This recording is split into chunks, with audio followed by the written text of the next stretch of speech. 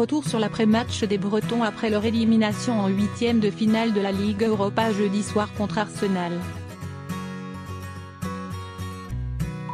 De notre envoyé spécial à Londres 22h04 anglaise.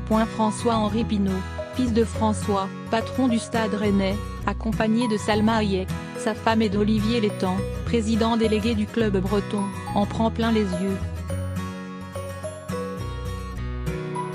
Si son équipe vient de se faire éliminer par Arsenal au terme d'une rencontre maîtrisée des Anglais, l'homme d'affaires ne boude pas son plaisir au moment de marcher sur la pelouse de l'Emirates Stadium pour se rendre devant le virage garni par les 5000 supporters rouges et noirs.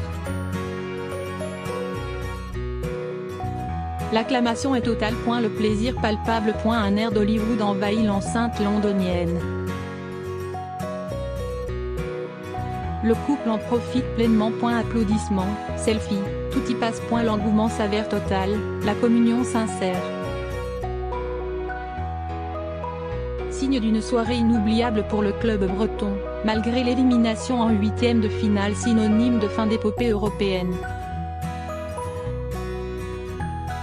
Juste avant la rencontre, le fils du propriétaire n'avait pas boudé son plaisir, au bord de la pelouse, en train d'immortaliser le moment avec des photos en compagnie d'Olivier Létang ou Christophe Chenu, administrateur du club.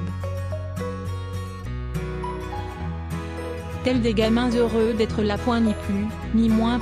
Quelques minutes après le coup de sifflet final, dans un Emirates Stadium quasi vide en dehors de la présence des supporters bretons, c'est au tour de Julien Stéphane de venir remercier son public.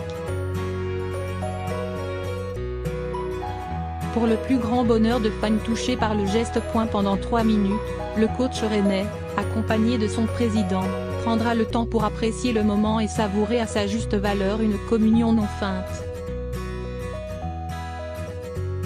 Dans la foulée, il se retrouvera face aux médias dans le magnifique auditorium du stade londonien. Avec un discours franc et honnête. S'il reconnaît la supériorité des Gunners d'Unai Emery et le niveau Ligue des Champions, la marche était trop haute, son caractère de compétiteur reprend vite le dessus au moment d'analyser le deuxième but d'Aubameyang, entaché d'une position de hors-jeu. C'est une injustice avec une erreur de l'arbitre, plaide-t-il sans sourciller. Si on livre le fond de notre pensée, on va passer pour ce qu'on n'a pas envie de passer. Mâchoire serrée, le fils de Guy Stéphane ne décolère pas mais n'en dit pas plus sur le sujet. Relancé en anglais, il délivrera le même discours dans la langue de Shakespeare. Fin de la conférence de presse. Aux abords de l'Emirates Stadium, le carre rennais attend ses troupes qui mettent du temps à sortir du vestiaire. Les visages sont fermés et certains dribblent à merveille les journalistes pour éviter d'évoquer une soirée délicate. On les comprend. Dans l'espace réservé aux médias, les journalistes français sont beaucoup plus nombreux que leurs homologues anglais. Signe que du côté d'Arsenal, la Côte de Rennes et la perspective d'un huitième de finale retour de la Ligue Europa n'a pas de raison d'emballer les foules. Olivier Létang, costume impeccable et cheveux gominés, est le premier à se lancer. Les mots sont simples et le discours présidentiel bien précis. Les mots claquent comme pour insister sur le parcours de ses troupes, dont le budget est 6 fois inférieur à Arsenal. Fierté, manque d'expérience, déception, ferveur, l'identité Stade Rennais. L'ancien adjoint de Leonardo au Paris SG prend rendez-vous pour l'avenir.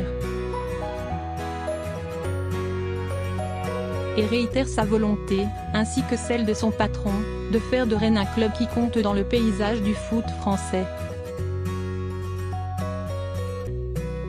Juste derrière, François-Henri Pinault quitte le stade avec sa femme. Un geste de la main pour les journalistes mais pas de déclaration officielle.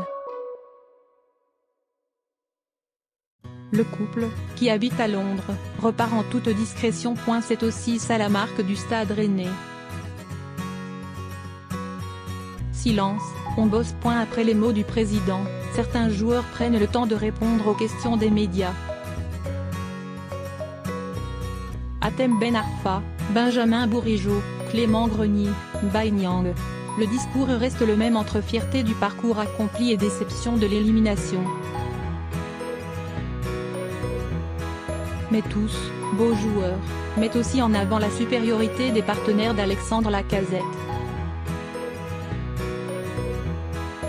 Légende du club, Robert Pires se faufile entre les caméras pour rentrer chez lui, avec le sourire. 23h30 heure anglaise, le quart rennais se remplit. Le départ est proche. Benjamin André refait le match avec des membres du club, à quelques mètres des médias, bouteille d'eau à la main, le regard dans le vague. L'heure est à la décompression. L'Emirates Stadium s'apparente à une coquille vide et ses sous-sols sonnent creux avec le ballet nocturne du personnel. Les Rennais repartent vers l'aéroport. Direction la Bretagne et une arrivée tardive.